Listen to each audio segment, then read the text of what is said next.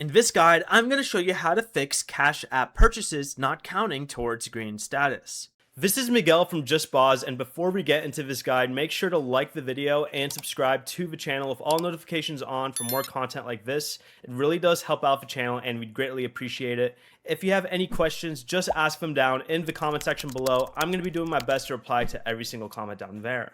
First, make sure you paid with your Cash App card or Cash App Pay, because sending money to another person does not count. Pending, declined, canceled, or refunded purchases may not be added to your progress, so go ahead and open the Activity tab in the bottom right to confirm that the payment is completed. Next, go ahead and open the App Store and then search for Cash App. Tap Update if there is one available. Then reopen Cash App, tap the Money tab in the bottom left, and check your Cash App green progress again. Qualifying purchases must be at least $500 within the same calendar month. If a completed eligible purchase is still missing, tap on your profile icon in the top right, scroll down and select Support, then contact Cash App Support with the transaction details.